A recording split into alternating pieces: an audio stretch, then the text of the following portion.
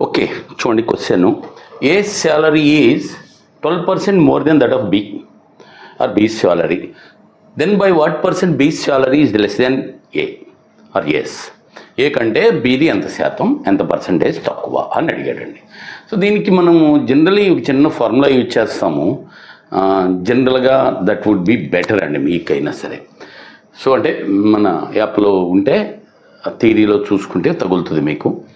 So ఏంటి ఆ formula అంటే ఒకటి ఇంక్రీజ్ అయితే రెండోది తగ్గుతుంది, అంతే కదా. ఏది ఎక్కువ అనుకోండి, బి తక్కువ ఉంటుంది కదా ఆటోమేటిక్గా.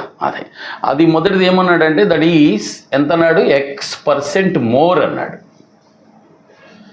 అప్పుడు రెండోది ఎంత అయ్యా అంటే వెరీ సింపుల్ అండి, 100x/100 + x పర్సెంటేజ్.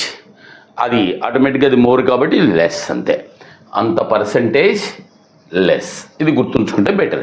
ఇక్కడ X% మోర్ అయినప్పుడు ఇక్కడ ప్లస్, అది ఇది లెస్ అని ఇచ్చాడు, X% లెస్ అన్నాడు, you have to take a minus, అంతే. Simple one, right. చూడండి, ఇంకా దాంట్లో రాసేద్దాం ఆన్సర్ దీనికి. దిస్ ఈజ్ 100 × 12, X అంటే 12 కదా, డివైడెడ్ బై 100 + 12 అంటే 112. క్యాన్సిలేషన్ చూడండి, ఏం క్యాన్సిల్ అవుతాయి దాంట్లో. 4 టేబుల్ ఈ రెండిట్లోనూ, దీంట్లో 4 టేబుల్ 3 టైమ్స్, దీంట్లో 4 టేబుల్ ఎన్నిసార్లు అండి, 28 టైమ్స్. అక్కడ కావాలి మళ్ళీ 4 టేబుల్ పోద్ది, 4 టేబుల్ దీంట్లో 25 టైమ్స్, దీంట్లో 7 times. So your final answer is 75/7. దాన్ని పాయింట్స్లో ఇచ్చాడు కాబట్టి మనం కూడా పాయింట్స్కి మార్చేద్దాం. 10 10 7s are 70. 0.50లో 7 7s are 14. మనకు ఆన్సర్ అర్థమైపోతుంది ఇక్కడే 10 రాగానే.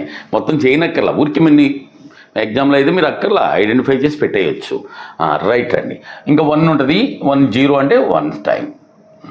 That is 10.71% your answer. Please note down.